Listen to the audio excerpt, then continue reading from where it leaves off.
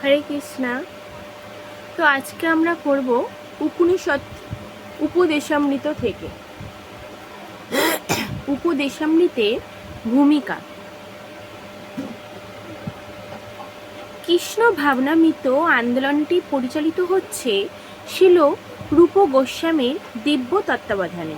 গৌড়ীয় বৈষ্ণব মণ্ডলী অর্থাৎ বঙ্গদেশীয় বৈষ্ণবেরা অধিকাংশই শ্রী চৈতন্য মহাপ্রভুর অনুগামী, আর তারই সাক্ষাৎ শিষ্য হলেন বৃন্দাবন ধামের স্বর গোস্বামীরা।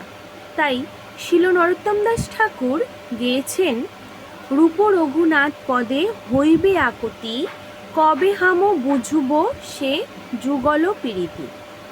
যখন শ্রী রূপ গোস্বামী প্রমুখ স্বর গোস্বামীদের শাস্ত্র সম্ভার আমি হৃদয়ঙ্গম করতে আগ্রহী হব, তখনই শ্রী রাধা কৃষ্ণের অপ্রাকৃত দিব্য প্রেম লীলার মর্ম উপলব্ধি করতে সক্ষম হব।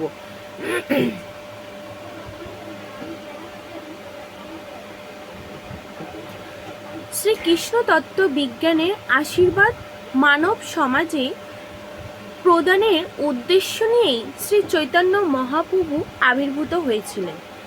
গোপীদের সাথে মাধুর্য রসের লীলা বিলাসের মাধ্যমে পরমেশ্বর ভগবান শ্রীকৃষ্ণের সমস্ত কার্যকলাপের সর্বশ্রেষ্ঠ বিকাশ ঘটেছিল।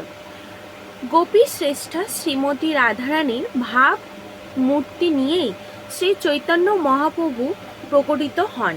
সুতরাং শ্রী চৈতন্য মহাপ্রভুর মহান উদ্দেশ্য উপলব্ধি করতে হলে এবং তার পদাঙ্ক অনুসরণ করতে গেলে শ্রীরূপ, শ্রী সনাতন, শ্রী ভট্ট রঘুনাথ, শ্রীজীব, শ্রী গোপাল ভট্ট এবং শ্রী রঘুনাথ দাস এই স্বর গোস্বামীর পদাঙ্ক বিশেষ গুরুত্ব সহকারে অনুসরণ করতে হবে।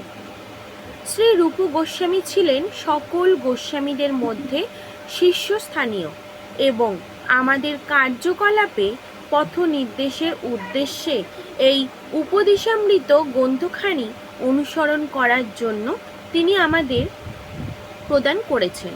শ্রী চৈতন্য মহাপ্রভু যেমন শিক্ষাষ্টক নামে তার রচিত 8টি শ্লোক আমাদের জন্য রেখে গিয়েছেন, তেমনি শ্রী রূপ গোস্বামী আমাদের প্রদান করেছেন উপদেশামৃত, যাতে আমরা শুদ্ধ বৈষ্ণব হয়ে উঠতে পারি।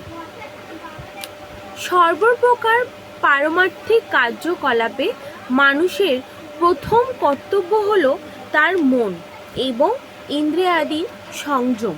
মন এবং ইন্দ্রিয়াদি সংযম না করলে পারমার্থিক জীবনে কেউই অগ্রসর হতে পারে না।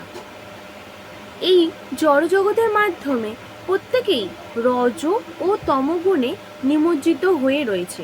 শ্রী রূপ গোস্বামীর নির্দেশানুসারে অবশ্যই মানুষকে সত্য গুণের স্তরে উন্নীত হতে হবে এবং কিভাবে আরও উন্নীত করা যায় তা সবই তখন উদ্ঘাটিত হতে থাকবে। কৃষ্ণ ভাবনার অনুগামীর মনোবৃত্তির ওপরই নির্ভর করে তার প্রগতি। কৃষ্ণ ভাবনামৃত আন্দোলনের অনুগামী অবশ্যই শুদ্ধ গোস্বামী হয়ে উঠতে হয়। বৈষ্ণবদের সাধারণত গোস্বামী অথবা গোসাই বলা হয়ে থাকে। শ্রী বৃন্দাবন ধামে প্রত্যেকটি মন্দিরের অধ্যক্ষের একটাই হলো পদ পরিচয়। কেউ শুদ্ধ কৃষ্ণভক্ত হতে চাইলে তাকে গোস্বামী হতেই হবে। গো মানে ইন্দ্রিয় সমূহ এবং স্বামী মানে প্রভু। নিজের ইন্দ্রিয় সমূহ এবং মনকে সংযত করতে না পারলে কেউই গোসাই হতে পারে না। গোস্বামী হয়ে এবং তারপরে শুদ্ধ ভাগবত ভক্ত হয়ে জীবনে চরম সার্থকতা অর্জন করতে হলে শিল রূপ গোস্বামী প্রদত্ত উপদেশামৃত নামে নির্দেশাবলী অনুসারে উদ্যোগী হতেই হবে। শিল রূপ গোস্বামী আরও অন্য অনেক গ্রন্থাদি প্রদান করে গিয়েছেন, যেমন ভক্তি রসামৃত সিন্ধু, বিদগ্ধ মাধব এবং ললিত মাধব। তবে উপদেশামৃত গ্রন্থখানির মধ্যে নিহিত রয়েছে কনিষ্ঠ নবীন ভক্তমণ্ডলীর জন্য প্রথম নির্দেশাবলী। অতি কঠোরভাবে এই নির্দেশাবলী অনুসরণ করে চলা উচিত, তাহলে সহজেই জীবন সার্থক হয়ে উঠবে। হরে কৃষ্ণা। তো আমরা উপদেশামৃত থেকে জানলাম যে আমাদের নবীন ভক্তদের, বিশেষ করে নবীন ভক্তদের আমাদের কীভাবে চলা উচিত, কী নির্দেশ পালন করা উচিত। এছাড়া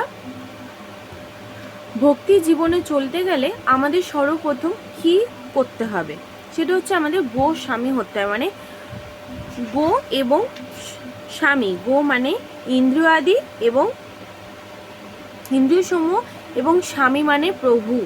মানে আমাদের যে পঞ্চ ইন্দ্রিয় আছে না, এই পঞ্চ ইন্দ্রিয়কে আমাদের ভগবানের সেবায় নিয়োজিত করতে হবে, তবে কি আমরা গোস্বামী হতে পারবো। এবং গোস্বামী যখন আমরা হব, তখনই আমরা শুদ্ধ ভক্ত হতে পারবো। এবং শুদ্ধ ভক্ত হতে হলে আমাদের নবীন ভক্তদের কিছু নির্দেশাবলী আছে, যেমন 6টি বেগ, আমাদের 6টি বেগ কন্ট্রোল করা উচিত। তো আমি পরবর্তী ভিডিওতে তোমাদের জন্য নিয়ে আসবো 6টি বেগ আমরা কিভাবে কন্ট্রোল করব, এবং এই 6টি বেগ কি কি, এবং 6টি বেগ কন্ট্রোল করার যে পদ্ধতি, সেই 6টি বেগের যে প্রতিটা বেগের একটি করে সুন্দর শ্লোক আছে। তো সেই সমস্ত শ্লোক এবং তথ্য আমরা পরবর্তী ভিডিওতে নিয়ে আসছি। হরে কৃষ্ণা।